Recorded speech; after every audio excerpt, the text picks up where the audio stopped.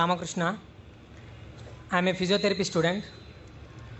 My question is, what is the need of Allah to create Adam and Eve and this total universe? What he will get from this?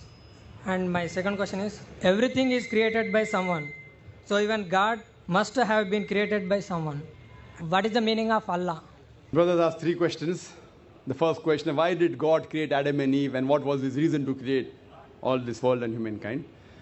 Allah subhanahu wa ta'ala created Adam and Eve, may peace be upon them both, so that the humankind could come. They were the great-great-grandparents. Allah says in Surah Hujurat, chapter number 49, verse number 13, Ya ayyuhan nasu inna khalaqnakum min zakrin wa unsa wa ja'alnakum shu'uban wa qaba'ila lita'arafu. Inna akramakum indallahi atqakum. Inna Allah alimun khabir. O humankind, we have created you from a single pair of male and female, and have divided you into nations and tribes, so that you may recognize each other, not that you may despise each other. And the most honored in the sight of Almighty God is the person who has taqwa. The criteria to judge any human being, it is not wealth, it's not color, it's not caste, it's not creed, it is taqwa, it is God consciousness, it is righteousness, it is piety. So Adam and Eve, peace be upon them both, they were our great-great-grandparents, of yours also and of mine also, all humankind. Therefore I call you a brother. We are brothers in humanity. Allah says, Ya you are nas, O humankind. And Allah says in Surah Isra chapter number 17, verse number 70, وَلَقَدْ كَرَّمْنَا بَنِي آدَمَ. Almighty God has honored all the children of Adam. Whether they are born in India, USA, UK, born in a Hindu family, or a Muslim family, or a Christian family, Allah says He has honored all the Bani Adam. If you are a human being, Allah has honored you. Whether your name is Zakir, Abdullah, Ramu, Shankar, if you are born as a human being, Allah has honored you. Now coming to the question, why has Almighty God created the human beings? Allah has created the human beings because Allah says this is one of His best creation. All the other creations of Allah subhanahu wa ta'ala, they obey Him. We have the angels. Whatever Almighty God says, the angels obey Him directly. They have no free will. The human being is the creation of Allah subhanahu wa ta'ala, which has a free will. We can either obey Him or disobey Him. So Allah has created such a creation. We are one of His best creation, in the best of forms. But we have a choice of either obeying God or disobeying God. If we obey God, we will go to Jannah, we will go to Swarg, we will go to heaven. If we disobey Him, we will go to hell, we will go to Nark.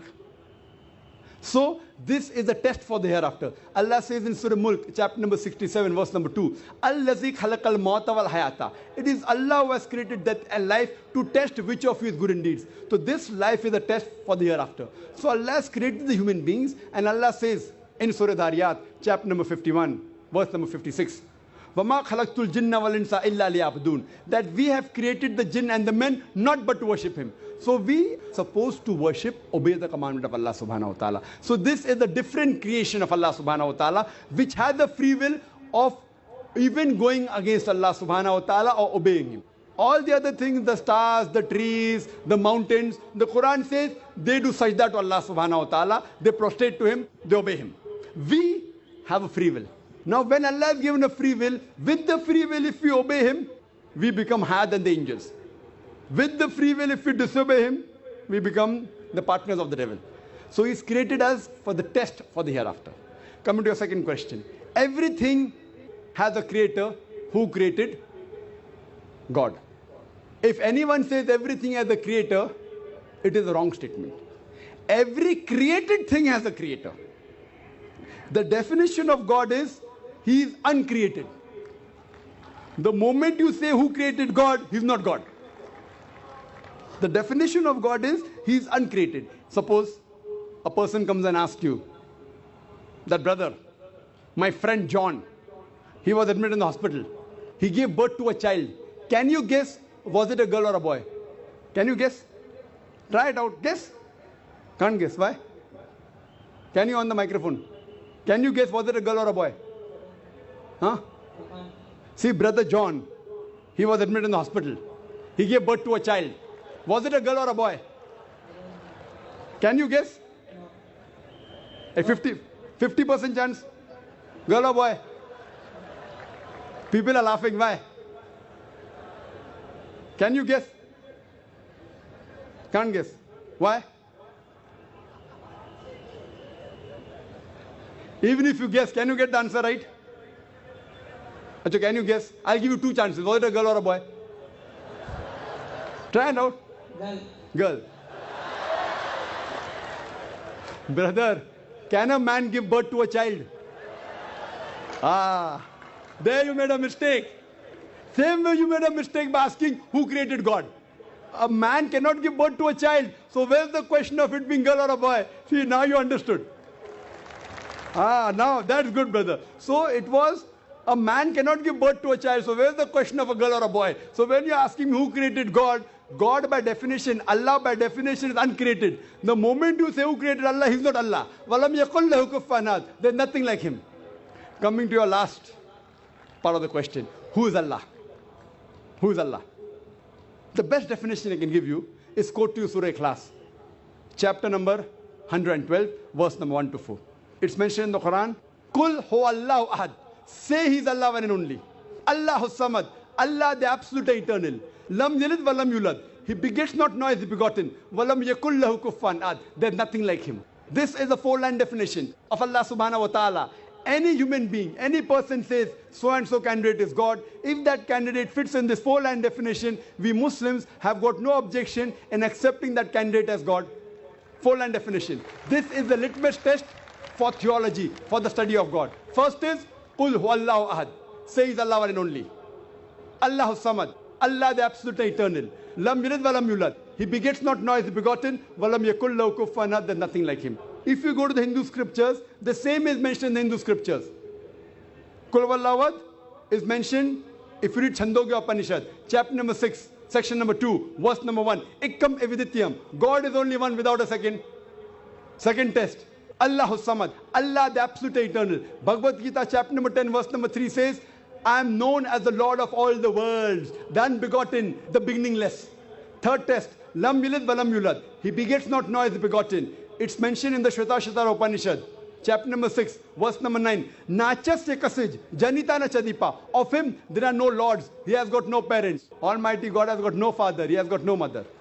And walam yakul lahu kufuwan ahad. There nothing like Him is mentioned in Shvetasvatara Upanishad, chapter number 4, verse number 19. And Yajurved, chapter number 32, verse number 3, where it says, Natasya pratima asti. Of that God, there is no pratima, there is no idol, there is no image, there is no photograph, there is no sculpture. Who says that? Yajurved, chapter number 32, verse number 3. Same as, Walam yakul lahu kufuwan ahad.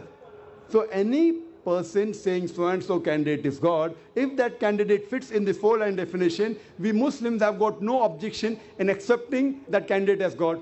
For example, some people say, Bhagwan Rajneesh is Almighty God. Once during question answer time, a Hindu told me, we don't believe Bhagwan Rajneesh to be God. I never said that the Hindus believe Bhagwan Rajneesh is God. I said some people believe Bhagwan Rajneesh to be God. Let us put this Rajneesh to test. First test is, Qul huwallahu ahad. Say He's Allah one and only. Was Rajneesh one and only? Was he the only man who claimed divinity? There are hundreds of them. And in this country, we have thousands of men who have claimed divinity. He's not the only one. But Rajneesh Bhaksi said, no, he's unique. Let's go to the next test. Allahu samad. Allah the absolute eternal. Was Rajneesh absolute eternal? We know from his biography, from his autobiography, he was suffering from asthma, from diabetes, from chronic backache. Imagine Almighty God suffering from asthma, diabetes, chronic backache. Third test. Lam yalid wa lam yulad. He begets not nor is begotten. Bhagwan Rajneesh was born in Madhya Pradesh. He had a father and mother. In 1981, he goes to America, USA, and he takes thousands of Americans for a ride. In the state of Oregon, he starts his center and calls it as Rajneeshpuram, his village. Later on, the American government arrests him and put him behind bar. Rajneesh says, the American government slow poisoned me. Imagine Almighty God being slow poisoned. In 1985, the American government kicked him out of the country. He comes back to India in the same city, Pune, and he goes back to his center, which is now called as Osho Commune. And if you go to the Samadhi of Rajneesh, it is mentioned there on the Samadhi, Bhagwan Rajneesh, Osho, never born, never died, but visited the earth from the 11th of December 1931 to the 19th of January 1990. Never born, never died, but visited the earth from the 11th of December 1931 to to the 19th of January 1990. They forgot to mention in Samadhi, he was not given visas to 21 countries of the world. Almighty God coming in this world to visit the world and requires visas to go to different countries. And the Archbishop of Greece said, if you don't remove Rajneesh out of this country, we'll burn his house and the house of his disciples. And the last test, Walam yakul lahu kufuwan ahad, is so stringent that no one besides the true Almighty God can pass. The moment you can compare God to anything, He is not God. Walam yakul lahu kufuwan ahad. We know Rajneesh, like the human beings, had a beard, one nose, two eyes, 2 ears, 2 hands. The moment you can compare God to anything in this world, He is not God. Walam yakul lahu kufuwan ahad. If someone says Almighty God is 1,000 times stronger than Arnold Schwarzenegger. Might have heard the name of Arnold Schwarzenegger? Have you heard Arnold Schwarzenegger? The person who got the title Mr. World, Mr. Universe. The strongest man in the world, the strongest man in the universe. The moment you can compare God to anyone, whether it be Arnold Schwarzenegger, whether it be Dara Singh, whether it be King Kong, whether it be 1,000 times or 1,000,000 times. The moment you can compare God to anything in this world, He is not God. Walam yakul lahu kufuwan ahad. There is nothing like Him. So this is a 4-line definition of Allah subhanahu wa ta'ala given in the Quran. Whichever God you are worshipping, brother, put that God to the test of Surah Ikhlas. If that God passes, that is a true God. Otherwise, it's a fake God.